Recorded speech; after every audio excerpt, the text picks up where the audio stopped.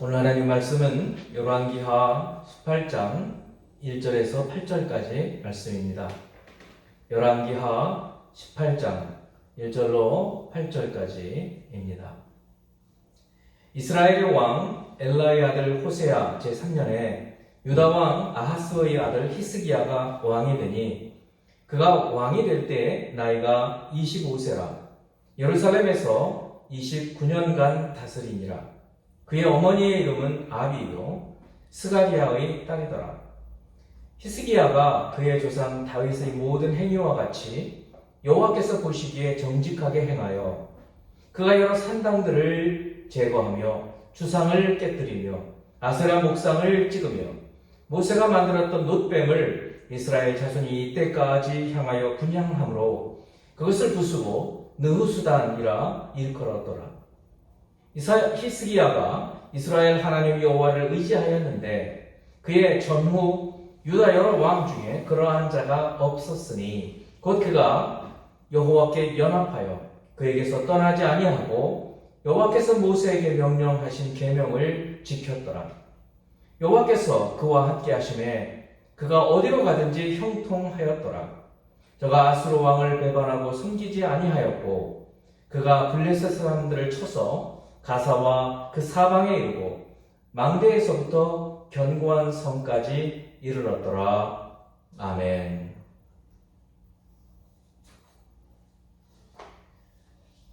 오늘 하나님 말씀의 제목은 형통의 비결입니다. 많은 사람들이 지금 우리가 경험하고 있는 이 코로나 팬데믹 이후의 세계는 이전에 우리가 살던 세계와는 전혀 다른 세계가 될 것이라고 전망하고 있습니다. 지금 저희는 혼돈의 시대를 살고 있습니다. 이전에 세계 질서가 무너지고 새로운 질서가 만들어지는 그 가운데에 있는 혼돈의 시대를 살고 있는 것입니다. 이와 같은 혼돈의 시대에 하나님은 우리에게 어떻게 살기를 바라실까요?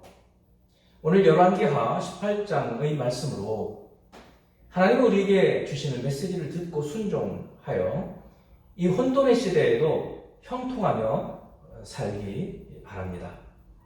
열왕기하 18장의 상황은 사실 오늘날 우리보다 더 어지러운 때였습니다. 18장 1절은 이스라엘 왕 엘라의 아들 호세아 제3년에 유다 왕 아하스의 아들 히스기야가 왕이 되니 열왕기는 항상 남북 왕조를 같이 병렬해서 이야기를 진행합니다. 그래서 이스라엘의 왕, 이 북이스라엘을 말합니다. 이 북이스라엘의 왕 엘라의 아들 호세아는 북이스라엘의 마지막 왕인데 이 마지막 왕이 된 지 3년에 유다의 왕, 이제 남유다죠. 남유다의 히스기야가 왕이 됐다는 얘기입니다. 그러니까 히스기야가 왕이 됐을 때 북이스라엘은 호세아라고 하는 왕이 3년 동안 통치하고 있었을 때다. 남북 왕조를 같이 병렬해서 설명을 하고 있는 것입니다. 바로 이런 때 북왕조에는 호세아가 왕이 되었을 때 히스기야가 왕이 되었다는 거예요. 그래서 이 히스기야 시대에 히스기야가 왕이 되었을 때 어떤 상황이었는가를 설명을 해드린 것입니다. 9절에서 12절 말씀을 보면 히스기야 왕 제4년, 그러니까 왕이 되고 4년 있다가 그러면 호세아, 북왕조의 호세아 왕은 7년이었겠죠? 곧 이스라엘의 왕 엘라의 아들 호세아 제7년에 딱 맞죠? 7년에 아수르의 왕 살만에셀이 사마리아로 올라와서 에워서 이 사마리아는 북이스라엘의 수도를 말해요. 그러니까 이 북이스라엘의 이 당시 강대국, 초강대국이었던 아수르 제국이 북이스라엘을 침략해 오는 겁니다. 그래서 포위를 하고 사마리아를 포위하고 난 3년 후에 3년을 포위한 거예요. 그러면 이제 다 먹을 거 다 떨어진 겁니다. 3년 후에 그 성읍이 드디어 함락이 됩니다. 곧 히스기야 왕 제6년. 그러니까 히스기야 왕이 통치를 할 때 6년이었을 때, 히스기야 왕 6년이었을 때 북왕조가 무너지는 것을 목격하는 거예요. 이스라엘 왕 호세아 제9년에 사마리아가 함락되매 아수르 왕이 이스라엘을 사로잡아 아수르에 이르러 고산 강가에 있는 할라와 하볼과 메대 사람의 여러 성읍에 두었으니 다 포로로 끌고 가버렸다는 거예요. 이는 그들이 하나님 여호와의 말씀을 듣지 아니하고 왜 그렇게 하셨는지를 설명해 주고 있는 거예요. 성경이 말해주고 있어요. 하나님 말씀을 듣지 않았다는 거예요. 그의 언약과 여호와의 종 모세가 명령한 모든 것을 따르지 아니하였기 때문에 포로가 되어서 이 북이스라엘을 완전히 망해버렸다, 그런 얘기입니다. 바로 이런 어지러운 아주 혼돈의 시대에 이 히스기야가 왕이 된 거예요. 우리 상황으로 좀 설명해 보자면, 우리가 나만 있잖아요.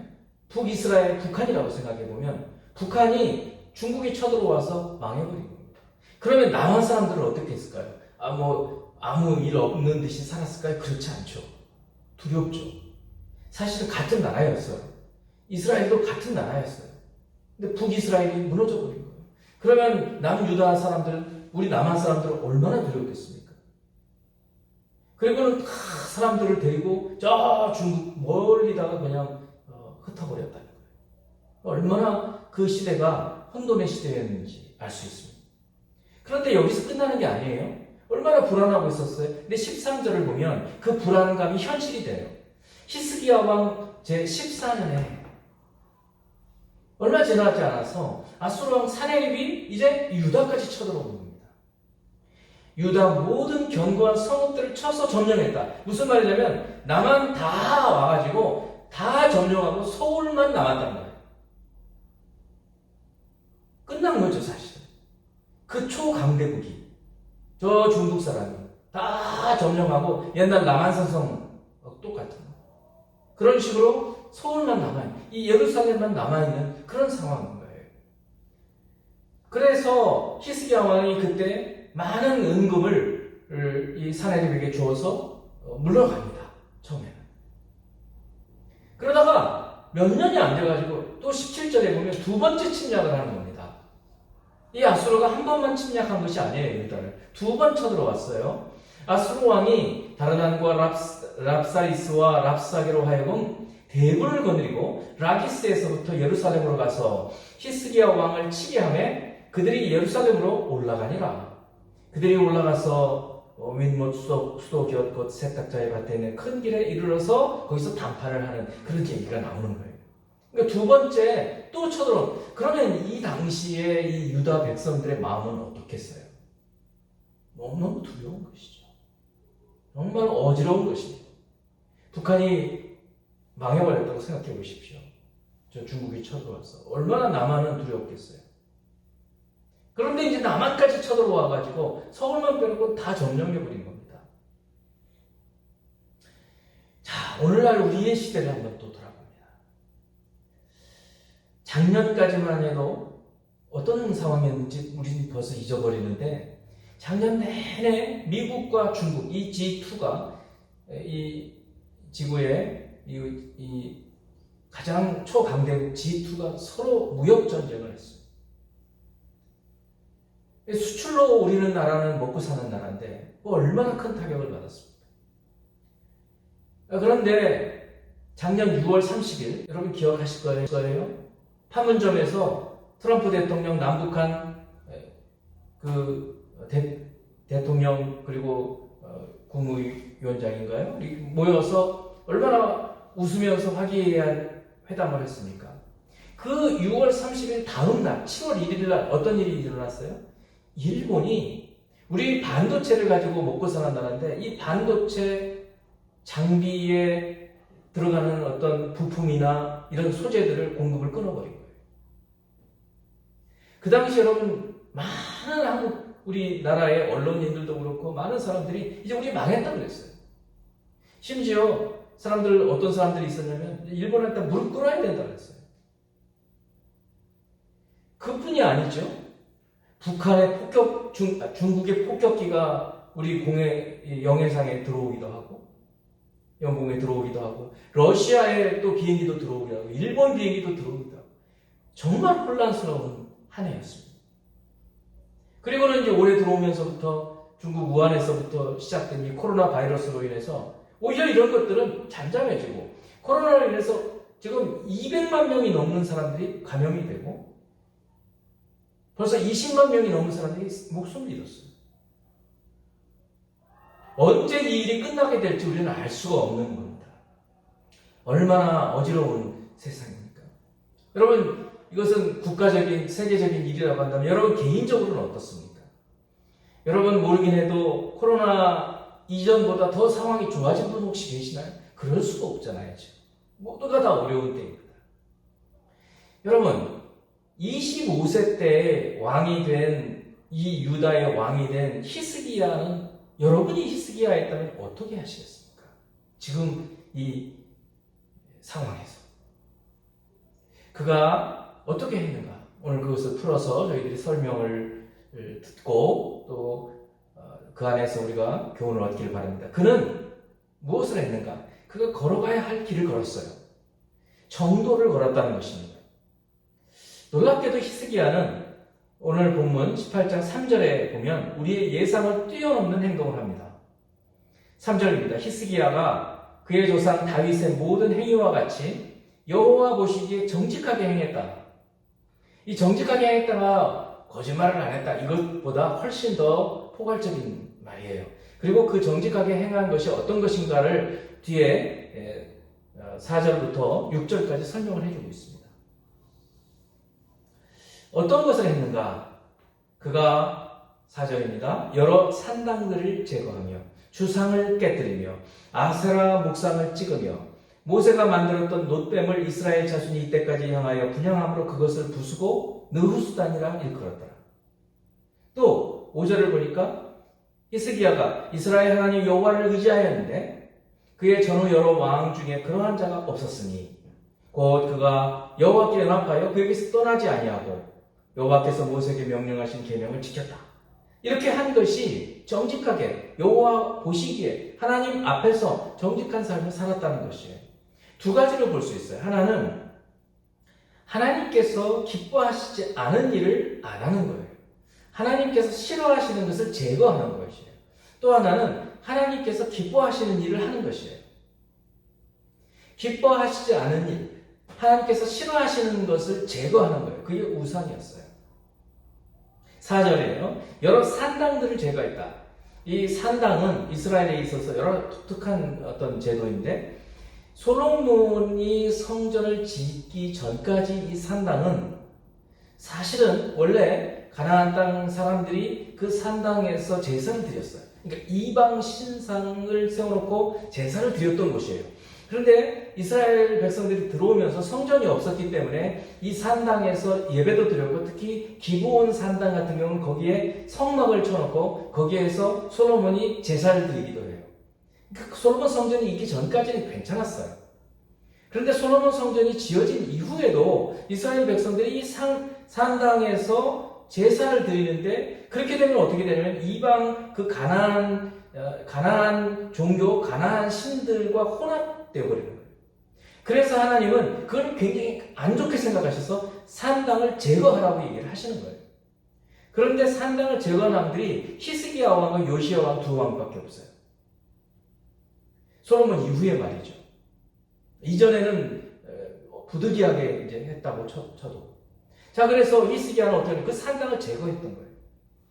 또 주상을 깨뜨렸어요. 우상을 깨뜨리는 거예요. 아세라 목상도 깨뜨렸어요. 그리고 모세가 놋뱀을 여러분 아시죠? 놋뱀 광야 40년 동안 중에 마지막에 불평 너무 많으니까 하나님께서 불뱀을 풀어서 물게 했고 또 그 놋뱀을 만들어서 들어서 놋뱀을 보는 자가 난다. 그런 이야기가 민수기 있지 않습니까? 그래서 그 놋뱀을 만들었는데 사실 지금 이 시대에 모세가 만들었던 놋뱀이 있을 리가 없어요. 대신 사람들이 지금도 요르단에 가면 이 놋뱀이 있거든요. 근데 이 놋뱀이 옛날 그 놋뱀이 아니라고요. 어떻게 지금까지 그 놋으로 만든 게 존속해 있겠어요? 몇백 년을. 대신 그 후에 지금 있는 것은 1800년대 후반에 어떤 예술가가 만들어 놓은 거예요. 그렇다면 이 히스기야 때에도 마찬가지인 거예요. 이 히스기야 때도 주전 700년 정도인데 모세 때는 1400년이라고 해요. 700년이 지났을 동안에 이 모세가 만들었던 놋뱀이 있을 리가 없고, 대신 사람들은 그것이 없어지니까 이 놋뱀 형상으로 만들어 놓고 그것이 또 우상이 되어버린 거예요. 그래서 거기에 분향했다는 거예요. 그러니까 그것도 우상이라고. 히스기야 왕은 철저하게 하나님 말씀을 잘 알았던 거예요. 그래서 우상을 전부 깨뜨려 버리는 거예요. 하나님 싫어하시는 것은, 하나님 아닌 것을 경배하는 것은 다 우상이다. 히스기야는 분명히 이렇게 말하고 깨뜨려 버렸을 거예요. 여러분, 우리도 그래야 돼요. 하나님 아닌 것이 하나님처럼 우리 내부에, 우리 머릿속에, 우리의 삶에서 자리를 잡고 그것이 가장 소중하다면 그것이 무엇이든지 깨뜨려 버려야 돼요. 그건 하나님이 기뻐하시는 것이 아니기 때문에 그래요. 이렇게 히스기야는 하나님 기뻐하시지 않은 것은 부셔버린 거예요. 그래서 놋조각이라고 그래요. 느후스단이라고 하는 놋조각을 만들어버렸다는 거예요. 대단한 일이죠. 그 위대한 모세의 그 놋뱀이라고 사람들을 막 숭배하는 것은, 그 용기는 대단한 거예요. 우리들도 그런 과감한 용기가 있어야 돼요. 하나님 아닌 것을 깨뜨려 버릴 수 있는, 그것이 무엇이든지 하나님 앞에 굴복시켜 버려야 되는 것입니다. 우리 자신도, 어떤 누구도. 두 번째는 이 정도를 걸은 이 히스기야. 정도를 걸었다는 것은 아까 말씀한 잊지 말아야 할 것을 부셔버리는 거예요. 하지 말아야 할 것은 하지 않는 거예요. 우리도 마찬가지예요. 좋지 않은 습관, 습성 이런 것도 깨뜨려 버려야 돼요. 없애버려야 돼요. 두 번째, 거기서 끝나는 것이 아니죠. 5절과 6절에서 히스기야가 이스라엘 하나님 여호와를 의지하였는데, 그랬어요. 의지하였는데. 그리고 6절에 보면 곧 하고 설명을 그대로 하고 있어요. 이 의지한 것이 어떻게 했는가? 그가 여호와께 연합하였다고 했어요. 연합했다. 제가 이 연합했다라는 말씀을 좀 설명을 드리려고 합니다. 이 연합하다라는 의미로 번역이 된 원래 히브리어는 따바크라는 말입니다. 근데 이 따바크라는 말은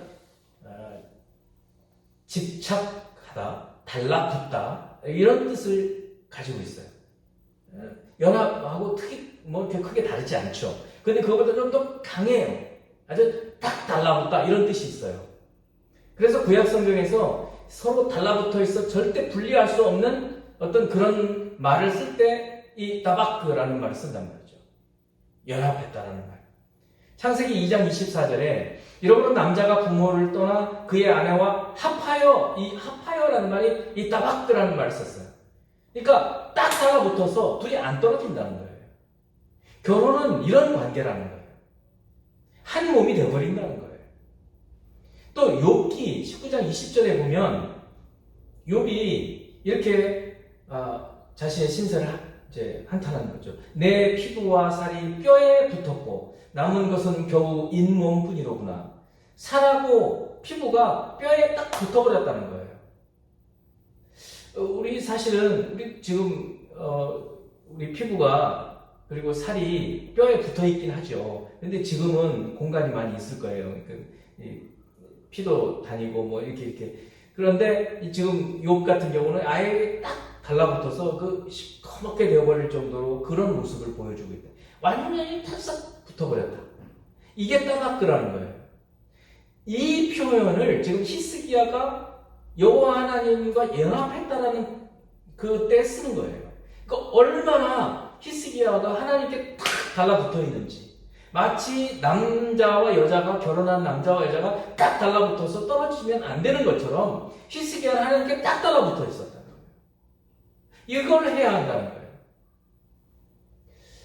거예요. 이 연합을 시작에서는 예수 그리스도께서 포도나무와 가지 비유를 가지고 설명해 주십니다. 내 안에 거하라. 요한복음 15장 4절 5절 말씀. 내 안에 거하라. 나도 너희 안에 거하리라. 가지가 포도나무에 붙어 있지 않냐. 여기 붙어 있다라는 말이 이따바크라는 표현인 거예요. 가지하고 나무가 줄기가 붙어 있잖아요. 안 붙어 있으면 떨어지면 나무는 시들어 버리는 거예요. 마치 피부가 힘줄이 뼈에 붙어 있어야 사람이 살죠. 남편과 아내가 딱 달라붙어 있어야 그 가정이 원만해지는 거예요. 그런 것처럼 하나님과 우리가 하나님 앞에 딱 달라붙어 있어야 되는 거예요. 히스기야가 그렇게 딱 달라붙어 있어요. 여러분, 우리가 히스기야처럼 피부와 근육이 뼈에 붙어 있는 것처럼 가지가 나무에 붙어 있는 것처럼 하나님께 붙어 있으면 어떤 일이 일어날까요? 형통하게 되는 것입니다. 히스기야가 형통했어요. 여러분, 아까 우리가 히스기야 시대의 그 분위기, 그 시대 상황 봤잖아요. 오늘날 우리보다 훨씬 심각한 겁니다. 전쟁이 지금 몇 번 일어난 거예요. 지금 뭐 다 긁어가지고 귀중품을 전부 다 줘야 했던 그런 시대. 자, 오늘 열왕기하 18장 7절 8절 이렇게 해서 히스기야가 하나님을 의지하고 하나님께 연합하였더니 어떤 일이 일어났는가? 7절 여호와께서 그와 함께 하셨다는 거예요. 그래서 그가 어디로 가든지 형통하였다는 거예요. 이 형통. 저가 아스로 왕을 배반하고 섬기지 않았어요. 야, 대단한 거죠. 그 당시에 초강대국인 아스로 왕한테 조공을 바치지 않았어요. 이제 그 이후에. 그리고는 당당하게 자주국가로 서는 거예요. 자주국가로. 주권을 회복하고. 그리고는 8절에 그가 블레셋 사람들을 쳐서 오히려 블레셋 사람들을 공격하게 되는 거예요. 가사와 그 지방에 이르고 망대에서부터 견고한 성까지 이르렀더라. 사실 이것은 이 히스기야가 이렇게 블레셋을 공격하는 것은 그의 선대왕 아버지 아하스 왕 때에 이 블레셋이 이스라엘 이 유다를 공격해가지고 굉장히 큰 손해를 입혔어요. 그것에 대한 반격이었어요. 그래서 그 주 성인 가사까지 가서 공격했다는 거예요. 이만큼 히스기야 때에는 하나님께서 형통케 하셨다는 것이에요. 뿐만 아니라 망해버린 북이스라엘의 그 유민들을 적극적으로 유입시킵니다. 그래서 유다와 북이스라엘 유민들을 전부 합해서 파바를 보내고 사람들을 보내어서 유월절을 지키도록 하는 거예요. 이처럼 신앙적으로 이 히스기야가 대단히 하나님과 연합된 삶을 살게 되었기 때문에 하나님께서는 그가 어디로 가든지 형통하게 하였더라. 이렇게 말씀하고 있는 것입니다. 참으로 놀라운 것은 이번 코로나 팬데믹 가운데에서 우리도 예상할 수 없었던 일이 벌어진 거예요. 한국이 세계의 주목을 받기 시작한 것입니다. 제 친구도 지금 인도에 가 있는 친구가 있는데 어떤 회사를 다니고 있느냐면 그 진단 키트를 만드는 그 회사예요. 그 인도에서 지금 한국에 들어오질 않고 있어요. 혼자 남아서 진단 키트를 지금 팔고 있는 거예요. 그런데 막 주변에서 자기한테 막 청탁을 한다는 거예요. 빨리 좀 팔아달라. 정말 이런 일이 어떻게 이 대한민국에 일어날 수 있는가? 초유의 사건이 오히려 우리가 먼저 매를 맞고 이것을 잘 처리하니까 이렇게 됐다는 거예요. 중국은 여러분 잘 아시지만 숫자를 허위로 해서 지금 막 드러나고 있잖아요. 자기네들이 그거를 이제 밝히고 있어요. 근데 우리는 그걸 전부 투명하게 해서 많은 나라들이 진단키트라든지 방역복이라든지 이런 것들을 요구하고 있는 거예요. 방역 시스템이나 의료 체계나 또 사재기가 없었고 또 국민들의 이 사회적 거리두기 동참 우리 교회도 그래서 자발적으로 저희도 처음부터 시작했어요. 사실 이런 일은 예배당에서 못하는 일은 정말 초유의 사건 아닙니까? 그러나 이런 일에 저희들이 동참한 것이 그리고 선거까지 투표까지 다 잘한 것이 세계 많은 사람들의 주목이 될 수 있다는 것이죠. 사실 우리도 모르는 사이에 선진국이 하지 못하는 일을 우리가 해내고 있다는 것을 보게 되는 것입니다. 저는 이런 일이 우연히 일어났다고 생각하지 않습니다. 우리를 여러 불행한 그런 시대에서부터 또 19세기 말엽에 복음이 이 땅에 들어와서 이 나라에 교회가 세워지고 수많은 선교사들이 세계 곳곳에 나가서 하나님 말씀을 전한 이런 것들에 하나님 우리를 불쌍히 여기셨어. 신명기 28장 1절 말씀처럼 네가 네 하나님 여호와의 말씀을 삼가 듣고 내가 오늘 내게 명령하는 그의 모든 명령을 지켜 행하면 네 하나님 여호와께서 너를 세계 모든 민족 위에 뛰어나게 하실 것이라. 이 말씀처럼 지금 되어져 가고 있다고 저는 믿습니다.